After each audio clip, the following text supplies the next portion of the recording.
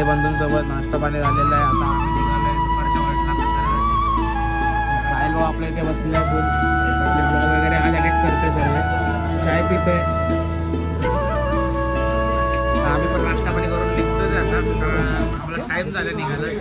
पाहुणे आता इकडेच झाले. तर आता नाश्ता वगैरे केलाय सगळ्यांनी मस्तपैकी. नाश्ता केला पण अजून आंघोळच केली नाही. हां, आंघोळ करायची बाकी. आता आंघोळच्या स्पॉट आम्ही पेट्रोल पूर्ती करणार आहे. आंघोळ काय हसतोस? काय नाही, हसतोस का पण तू ब्लॉग करताना?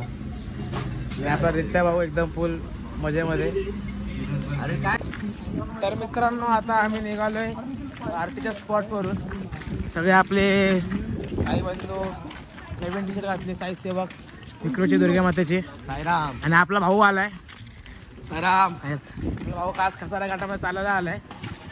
पण यावर्षी भावाला आपल्या सुट्टी भेटत नव्हती, त्यामुळे भाऊ शेवटी आलाय कसारा घाटामध्ये. पण लास्टच्या दिवशी येणार आहे आपल्याला आणि चालणार आहे आपल्यासोबत पोहेगावपासून ते साई पालखी निवारा आणि तिथून मग पुढे शिर्डीपर्यंत. तर भाऊ काय बोलतोस? राम. काय दोन शब्द आमच्या ब्लॉगमध्ये होऊन जाऊ दे. काय साहेब सगळं एवढंही नाही. भाऊला असतं आपला थोडा, बाकी काय नाही. आता डायरेक्ट कसारा घाटात जायचं आहे. कसारा घाटात भजन आहे. अजून आम्हाला किती 1 तास तरी लागेल कसारा घाटापर्यंत जायला. आणि दुपारपासून मी काय शूट नाही केलं, कारण ऊन पण भरपूर होतं. त्यामुळे काय शूट वगैरे करता आलं नाही मला, कारण डिहायड्रेट भरपूर होतं ती बॉडी. पटापट जेवढं पटापट चालतं होतं ना, तेवढं पटापट पोचून लोकेशनवरती आलो. नंतर झोपलो, डायरेक्ट आत्ता उठलो फ्रेश होऊन आणि डायरेक्ट निघालो आहे कसारा घाटासाठी. आता कसारा घाट आणि आपला अजून एक भाऊ आला आहे. की दोघं आलेत गाडी घेऊन, गाडीवरून आलेत की लोक. आता हा पुढे जाईल आणि हा भाऊ एक आपल्यासोबत चालणार आहे.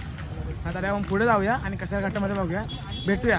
आणि हा पण आला आपला एक भाऊ, तर एन्जॉय तर फुल फटे होणार आहे, कारण खूप कॉमेडी आहे.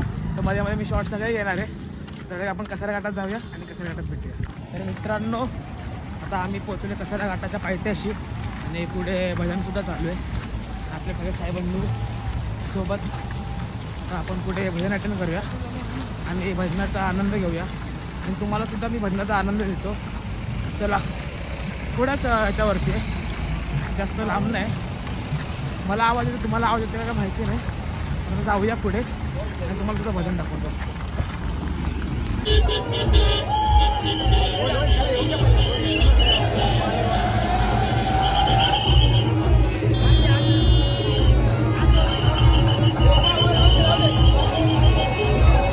तर मित्रांनो आता पालखीसुद्धा वरती गेली आहे स्पॉटवरती जाण्यासाठी. आणि आम्हीसुद्धा आता थोड्या वेळातच जाणार आहे वरती, जरा भजनाचा आनंद घेणार आहे. तुम्ही पण भजनाचा आनंद घ्या माझ्यासोबत. आता आम्ही जाऊ भजनाला. तर इथे बसलेलो आणि नाश्ता वगैरे करत बसलो होतो. नाश्ता वगैरे पण करून झाला आहे. आपण चाललो डायरेक्ट भजनाचा आनंद घ्यायला. तुम्ही माझ्यासोबत भजनाचा आनंद घ्या. तुम्हाला डायरेक्ट मी स्पॉटवरती गेल्यावरतीच भेटणार आहे घाटात देवीला. डायरेक्ट आपण तिकडेच भेटू.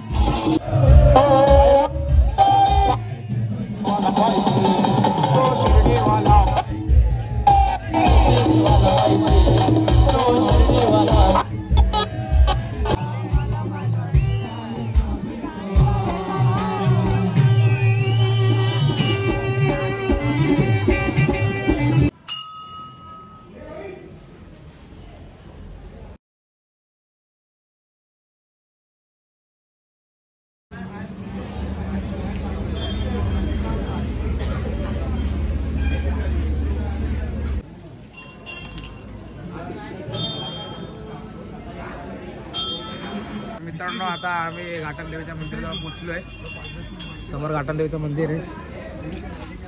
दर्शन वगैरे पण सर्व घेतले, सगळं टेक वगैरे पण घेतले तुम्हाला दाखवण्यासाठी. कारण आम्हाला आता वाजले 1:30, खूप लेट झाला आम्हाला. कारण आम्ही खाली भजनामध्ये नाचत बसलो होतो. त्यामुळे आपण कितीला चालू केलं रे घाट चढायला? 11ला आम्ही घाट चढायला चालू केलं.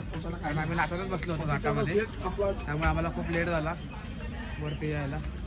तर आता आपण डायरेक्ट जेवायला जाऊया जेवायच्या स्पॉटवरती आणि तिकडे जाऊन भेटूया. मग मित्रांनो आता आम्ही जेवायला बसलोय. जेवणाला डाळ भात, चण्याची भाजी, श्रीखंड आणि भजी आहे. तर मित्रांनो आता आम्ही जेवायला बसलोय. जेवायला डाळ भात आहे, चण्याची भाजी, भजी आणि आम्रखंड आहे. आणि दोघा भाऊ बघा एकत्र जेवतात. श्रीखंड डोंगर भरून घेतलंय. कोणी कोणी आहे बघा, इकडे पण डोंगर भरून आहे, इकडे पण डोंगर भरून आहे, इकडे पण नाही. गुप्ताजी आणि मिश्राजीनी पण एकसंगती जेवण घेतलं. हा, दोघांचं भावाचं लय प्रेम आहे एकमेकांवरती, बघू शकता. दोघे युपी वरून आले.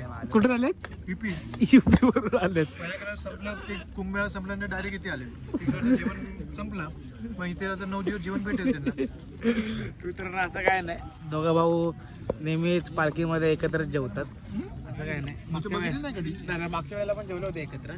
आता आपण जेवूया वगैरे आणि आपल्या स्पॉटवरती जाऊया. तिकडे गाडी लावली, तिकडून बॅगा वगैरे घेऊया आणि डायरेक्ट झोपायची तयारी, कारण झोप खूप आली. ते भेटूया डायरेक्ट स्पॉटवरती जाऊन. तर मित्रांनो आता आम्ही हॉलवरती येऊन पोहोचले. सगळे सायराम झोपलेत आपले. आम्ही गेलो तो पालखीच्या पाया पडायला. पालखीच्या पाया वगैरे पडून चाललं आहे झोपायला, कारण खूप लेट झालं. तर झोपे वगैरे आपलं अंतरून पण घातले आणि आपले साई बंधू पण सगळे झोपले. तर तुम्हाला आपला आजचा ब्लॉग कसा वाटला? ब्लॉग आवडला असेल तर व्हिडिओला लाईक करा, शेअर करा आणि सबस्क्राईब करायला विसरू नका. भेटावं पुन्हा एका नवीन ब्लॉगमध्ये. जय साईनाथ.